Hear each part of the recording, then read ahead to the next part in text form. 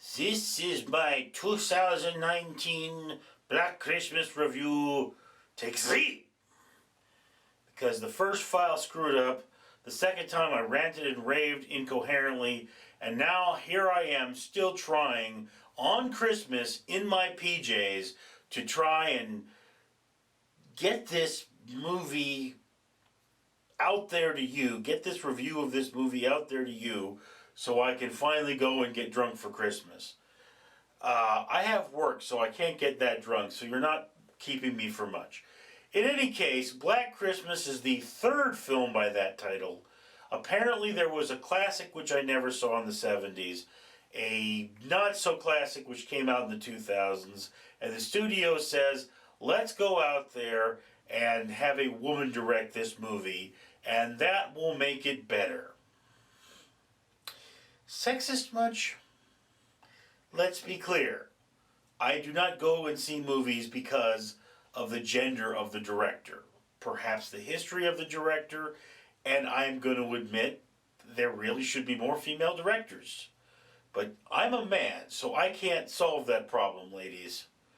You know, I know a guy that directed a film for $10,000. Get out there. Don't rely on other people. You are strong enough. You are good enough. Make that movie. So, now, Black Christmas is 3 movies. You start out with a wonderful no. You start out with a passable no. You start out with a goofy hook scene. A hook is the action at the beginning of the film that gets you invested. Of a woman being slasherized by a ghost monster zombie thing with a stupid mask. And it's terribly done because she's screaming. No one's coming to her aid in a densely populated community. And then, you know, there's some symbolism there with a snow angel and she is penetrated with a icicle. Then you have the other 2 movies start, which is the story of a very unfortunate poor woman who was roofied and sexually assaulted, and the story of a social justice warrior trying to get dead white men out of an English class. It is very timely to talk about roofies and sexual assault around this time of year because it's very unfortunate and it's a real downer on my Christmas.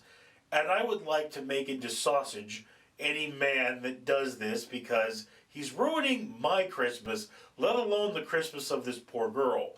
But I'm afraid I have to point out that English is a language primarily spoken by dead white people, and history is primarily written by dead men.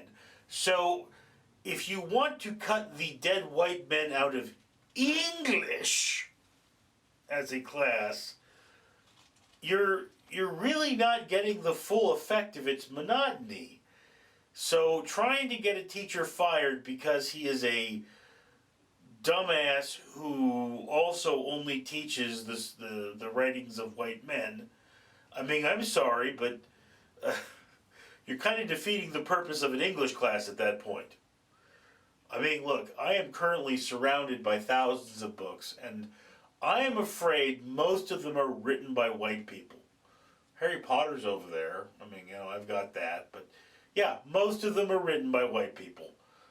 A lot of those white people are dead, and, you know, I have to deal with that. But I, not being a racist, not being a sexist, do not care as to the gender of the people who write my work.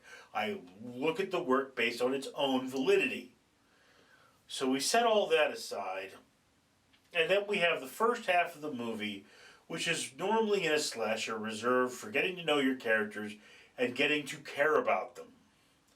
Well, there are a group of women who, if you showed me their pictures, I couldn't point them out, which one was which. There is the douchebag frat boys. We don't really need to know who they are. There is the shy guy, perfect man for the social justice warrior. I like his character. He's a young African American. And then you've got the D-bag, way too English teacher, who you knew he was a D-bag, way too English teacher because he plays a villain in another horror movie recently. So there you are. Yes, and so much is lost in this because you don't get to know these characters. They are not portrayed as normal horror movie characters, as the sexy girls who are going to get torn up. And let me tell you something. You as a man, I as a man anyway, do not like to see sexy chicks torn up. Why we do this in horror movies is because it gets me to emotionally invest in the characters. I don't like to see people torn up. Why I watch it on screen is because I want to be socially invested in the movie. So you've got these sort of non-characters that it's hard for me to invest in, getting torn up by an enemy that I don't understand yet, and it all just becomes a terrible mess. And then you have the second half of the movie where it starts to get weird, and I have to point this out, that the second half of a movie feels more like a zombie flick where the zombies are semi-intelligent. And then you have the ending, and the ending brings up questions of who am I supposed to truly be rooting for? Who are the real victims? And it seems a little lost on some people, but yeah, without spoiling the ending, I can't explain it to you. So maybe for another video. And you guys can tell me in the comments below, do you want me to explain to you why the true victims of the story becomes a question in the end? Because I will make that video if you want, but only if my subscribers want it, because it's a spoiler video and it's a little dragged out. Anyway, I will see you folks later, because it's time for me to get drunk. I'm Richard.